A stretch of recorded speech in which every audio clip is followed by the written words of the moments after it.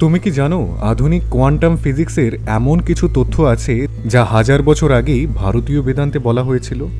হ্যাঁ, তুমি ঠিকই শুনেছ। কোয়ান্টাম বিজ্ঞানীরা আজ যা আবিষ্কার করছেন তা প্রাচীন ভারতের ঋষিরা অনেক আগেই জানতেন। সত্য বলতে এমন কিছু বিষয় আছে যা শুনলে তোমার গোটা বিশ্বাস ব্যবস্থা কেঁপে উঠবে। কারণ যদি কোয়ান্টাম ফিজিক্সের গভীরে যাও তাহলে তুমি এমন এক বাস্তবতার মুখোমুখি হবে যা আধুনিক বিজ্ঞানের মস্তিষ্ক ঠিকমতো ব্যাখ্যা করতে পারে না। চলো তাহলে শুরু করা যাক। পর্ব 1, কোয়ান্টাম মেকানিক্স বনাম বেদান্ত। ধরো তুমি একটা ঘরে বসে আছো, অর্থাৎ তুমি ঘরে বসে থাকলে অন্য কোথাও কিন্তু তুমি থাকবে না। এটাই তো স্বাভাবিক চিন্তা, তাই না? কিন্তু কোয়ান্টাম ফিজিক্স বলে এমনটা নাও হতে পারে। কোয়ান্টাম সুপারপজিশন অনুযায়ী একটা ইলেকট্রন একই সময় একাধিক স্থানে থাকতে পারে। আধুনিক বিজ্ঞান আজ সেটাই বলছে, কিন্তু ভগবদ গীতা কি বলে? সেখানে লেখা আছে একই আত্মা বহুরূপে বিরাজ করে। আমি সর্বত্র আছি কিন্তু কোথাও আবদ্ধ নই।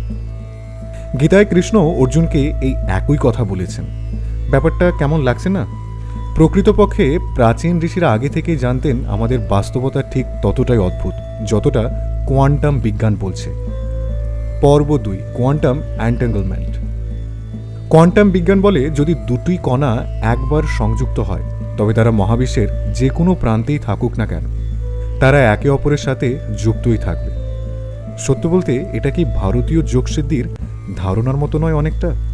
যেখানে বলা হয় চেতনার এক বিন্দু থেকে সমগ্র ব্রহ্মাণ্ড সংযুক্ত।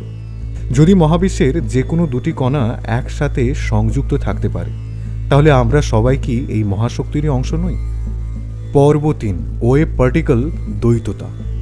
আজকের বিজ্ঞান বলে আলো কখনো কণা পার্টিকেল আবার কখনো তরঙ্গ হিসাবে আচরণ করে, কিন্তু বেদান্ত হাজার বছর আগেই বলে দিয়েছে সব কিছুই ব্রহ্ম, যা কখনো দৃশ্যমান হয় আবার কখনো অদৃশ্য হয়ে যায়। এটা কি শুধুই দর্শন নাকি সত্যের গভীরতম রূপ? কোয়ান্টাম বিজ্ঞান বলছে যা আমরা বাস্তব বলে ভাবি তা আসলে শক্তির এক অবিরাম প্রবাহ, কিন্তু বেদান্ত হাজার বছর আগেই বলেছিল সর্বং খল্লিদম ব্রহ্ম, অর্থাৎ গোটা মহাবিশ্বই এক চেতনা শক্তির প্রকাশ। পর্ব 4, কোয়ান্টাম ভ্যাকুয়াম ও শূন্যতা। কোয়ান্টাম বিজ্ঞান বলে মহাশূন্য আসলে কখনোই শূন্য নয়, সেখানে সবসময় এক অদৃশ্য শক্তি থাকে।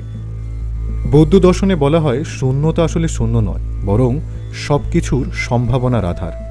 এটা কি কাকতালীয় নাকি সত্যি কিছু গভীর সংযোগ আছে? সিমিউলেশন হাইপোথেসিস বনাম মায়া। আজকের বিজ্ঞানীরা বলছেন আমরা কি বাস্তব জগতে আছি নাকি এটি এক ধরনের সিমুলেশন। ধরো তুমি যদি একটা কম্পিউটার প্রোগ্রামের মধ্যে বাস করো তাহলে তুমি কখনো বুঝতে পারবে কি যে তুমি বাস্তব দুনিয়ায় নেই? এলন মাস্কের মতো বিজ্ঞানীরা বলছেন আমাদের জীবন হয়তো এক সিমুলেশন মাত্র, কিন্তু উপনিষদ হাজার বছর আগেই বলে দিয়েছে এই বিশ্ব মায়া, এটি বাস্তব নয়, শুধু এক বিভ্রম। কোয়ান্টাম বিজ্ঞান বলছে বাস্তবতা কেবল পর্যবেক্ষকের কারণে অস্তিত্বশীল। যদি কেউ দেখছে তাহলে জগৎ আছে, যদি কেউ না দেখে তাহলে কিছুই নেই। সুতরাং এটা কি অদ্বৈত বেদান্ত ধারণার পুনরাবিষ্কার নয়? পর্ব 5, বিজ্ঞান কি প্রাচীন ভারতের জ্ঞান কি প্রমাণ করছে?